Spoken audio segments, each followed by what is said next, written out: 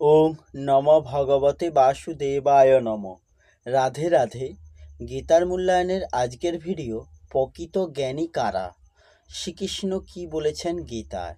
শ্রীমদ্ ভগবদ্গীতার পঞ্চম অধ্যায়ের কর্মসন্ন্যাস যোগ থেকে ৮ ও ৯ নম্বর শ্লোক থেকে জানব।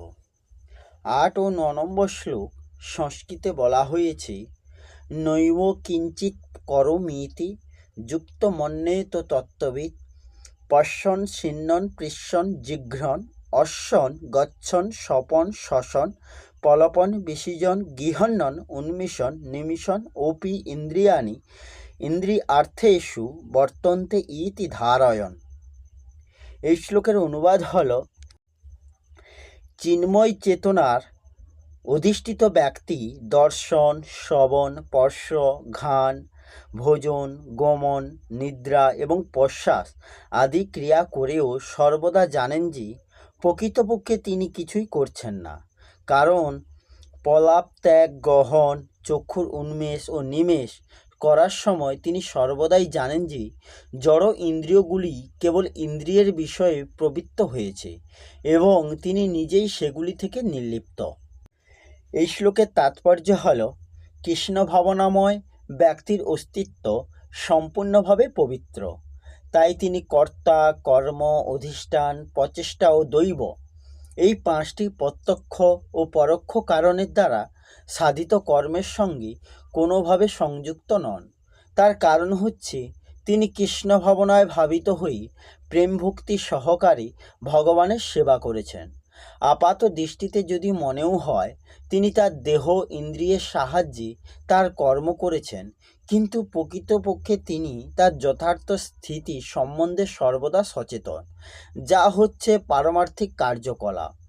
জড়জাগতিক চেতনায় ইন্দ্রিয়গুলি আত্মতৃপ্তির চেষ্টায় নিয়োজিত থাকে, কিন্তু কৃষ্ণ ভাবনায় ইন্দ্রিয়গুলি শ্রীকৃষ্ণের ইন্দ্রিয়ে সন্তুষ্টি বিধান করার সেবায় প্রবৃত্ত হয়। তাই কৃষ্ণ ভক্তকে আপাত দৃষ্টিতে ইন্দ্রিয়ের কার্যকলাপে নিয়োজিত বলে মনে হলেও কার্যত তিনি সর্বদাই মুক্ত।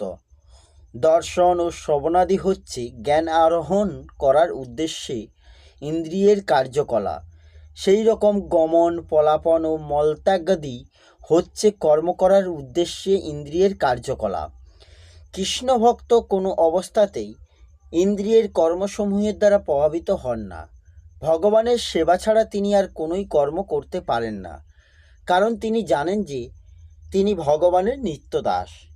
এই শ্লোকের পরিশিষ্টভাবে বলা হয়েছে, বিবেকবান জ্ঞানী জ্ঞানযোগী প্রথমে জ্ঞানেন্দ্রিয়, কর্মেন্দ্রিয়, অন্তঃকরণ এবং প্রাণের দ্বারা হওয়া সমস্ত ক্রিয়াগুলি সম্পাদন করেও আমি নিজেই কিছু করি না এইরূপ মনে করেন, পরে সেটি তার অনুভব হয়।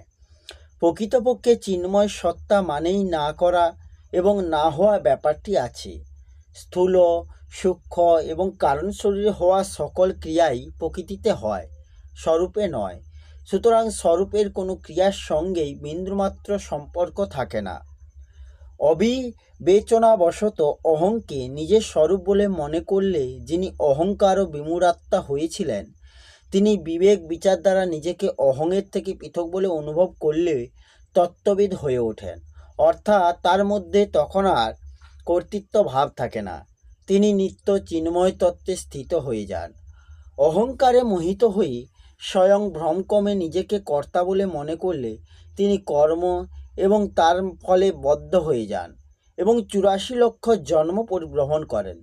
কিন্তু তিনি যদি নিজেকে অহং থেকে পৃথক বলে মনে করেন এবং নিজেকে কর্তা না ভাবেন, অর্থাৎ স্বয়ং স্বাভাবিক যা তা অনুভব করেন, তাহলে তার পক্ষে তত্ত্ববিদ অর্থাৎ মুক্ত হওয়া আশ্চর্যের কিছু নয়। অর্থাৎ যা অসত্য তাকে সত্য বলে মেনে নিলেও তখন তা বাস্তবিক সত্য, তাকে মেনে নিলে সেটিই যে তখনই দেখাবে, তাতে আর আশ্চর্যের কী আছে। প্রকৃতপক্ষে স্বয়ং যখন নিজেকে কর্তা ভোক্তা বলে মনে করেন, তখন তিনি কর্তা বা ভোক্তা নন, কারণ নিজ স্বরূপ শুধুমাত্র সত্তা। সত্তায় অহং নেই, আর অহংয়েরও সত্তা নেই। সুতরাং আমি কর্তা এই মনোভাব যতই দৃঢ় হোক না কেন তা ভুলই। ভুলকে ভুল বলে মনে করলেই তা দূর হয়, এটিই নিয়ম। কোনো গুহায় হাজার হাজার বছর ধরে অন্ধকার থাকলেও আলো প্রবেশ করলেই তা তৎক্ষণাৎ আলোকিত হয়ে ওঠে। আলোকিত হতে তার বহু মাস বা বহু বছর লাগে না। তাই সাধকেরও দৃঢ়তার সঙ্গে মানা উচিত যে আমি কর্তা নই। তখন এই স্বীকৃতি আর মেনে নেওয়া রূপে থাকে না, অনুভবে পরিণত হয়। জড়চেতনের তদাত্ম হলে আমির প্রয়োগ জড় অতদাত্মরূপ অহংয়ের জন্যও হয়, আবার চেতন স্বরূপের জন্যও হয়। যেমন আমি কর্তা, এতে জড়ের দিকে দৃষ্টি থাকে, এবং আমি কর্তা নই, এতে জড়ের নিষেধ থাকায় চেতনের দিকে দৃষ্টি থাকে। যার দৃষ্টি জড়ের দিকে থাকে তিনি, অর্থাৎ যিনি অহংকে নিজ স্বরূপ বলে মনে করেন, তিনি অহংকার ও বিমূঢ়াত্মা, এবং যার দৃষ্টি চেতন অহংবর্জিত স্বরূপের দিকে থাকে তিনি তত্ত্ববিদ হন। সাধক যখন বর্তমানে আমি স্বয়ং কিছুই করি না এইভাবে স্বয়ংকে অকর্তা অনুভব করার চেষ্টা করেন, তখন তার কাছে এক সমস্যা এসে হাজির হয়। তখন তার অতীত কৃত সুকর্মগুলির স্মরণে আসে। তখন তিনি প্রসন্ন হয়ে ভাবেন যে আমি খুব ভালো কাজ করেছি, ঠিক করেছি। আবার যখন তার কুকর্মগুলি স্মরণে আসে তখন দুঃখিত হয়ে ভাবেন আমি খুব খারাপ কাজ করেছি, ভুল করেছি। এইভাবে অতীতের কর্মসংস্কারগুলি তাকে সুখী বা দুঃখী করে তোলে।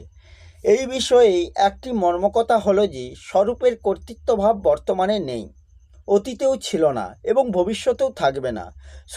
সুতরাং সাধকের জানা উচিত যে তিনি যেমন বর্তমানে অকর্তা তেমনি অতীতেও অকর্তাই ছিলেন, কারণ বর্তমান অতীতকালে বিগত হয়েছে। স্বরূপ সত্তামাত্র এবং সত্তায় কোনো কর্ম সম্পাদিত হয় না। শুধুমাত্র অহংকারে মোহগ্রস্ত চিত্ত অজ্ঞানী মানুষেরই দ্বারাই কর্ম সম্পাদিত হয়। সাধকের অতীত কর্ম স্মরণে এলে যে দুঃখ সুখের চিন্তা হয় তাও প্রকৃতপক্ষে অহংকার বশতই হয়। বর্তমানে অহংকার ও বিমূঢ়াত্মা হয়ে, অর্থাৎ অহংকার বশত নিজ সম্পর্ক মেনেই সাধক সুখী বা দুঃখিত হয়। স্থূলদৃষ্টিতে দেখলে অতীতকাল যেমন এখন নেই তেমনি অতীতে করা কর্মগুলিও এখন প্রত্যক্ষভাবে অনুপস্থিত। সূক্ষ্ম দৃষ্টিতে দেখলে যেমন অতীতে বর্তমান ছিল না তেমনি অতীতও ছিল না। এইরূপ বর্তমানে যেমন অতীত নেই তেমনি বর্তমানও নেই, কিন্তু সত্তার নিত্য নিরন্তর অবস্থা বিরাজমান। অর্থাৎ সত্তা মাত্রেই অতীত, ভবিষ্যৎ, বর্তমান এই তিনটিরই সর্বতোভাবে অভাব আছে। সত্তা কালাতীত, তাই সে কোনো কালেরই কর্তা নয়। সেই কালাতীত এবং অবস্থাতীত সত্তায় কোনো কাল বিশেষ এবং অবস্থা বিশেষকে নিয়ে কর্তৃত্ব বা ভোক্তৃত্বের আরোপ করাই অজ্ঞতা। অতএব অতীতের কৃত কর্মগুলির স্মৃতি অহংকার বিমূঢ়াত্মার স্মৃতি, তত্ত্ববিদের নয়। নৈব কিঞ্চিৎ করমি অর্থ হলো ক্রিয়া নেই কিন্তু সত্তা বা অস্তিত্ব আছে। সুতরাং সাধকের দৃষ্টি শুধুমাত্র অস্তিত্বের দিকেই থাকা উচিত। এই অস্তিত্ব চিন্ময় হওয়া জ্ঞানস্বরূপ এবং নির্বিকার হওয়া আনন্দস্বরূপ। এই আনন্দ অখণ্ড, শান্ত এবং একরস।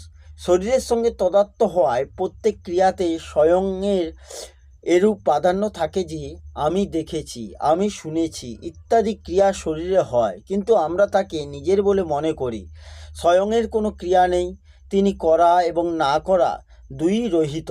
তাই শরীরের সাহায্যে ক্রিয়া সম্পাদিত হলেও শুধুমাত্র আমার বাস্তবিক স্বরূপের উপরই দৃষ্টি রাখা উচিত যে আমি কোনো কিছুই করি না। এই হল শ্রীমদ্ ভগবদ্গীতার পঞ্চম অধ্যায়ে 8 ও 9 নম্বর শ্লোকে অনুবাদ সহ তাৎপর্য। আসবো পরের ভিডিওতে। রাধে রাধে, জয় শ্রীকৃষ্ণ, জয় গীতা।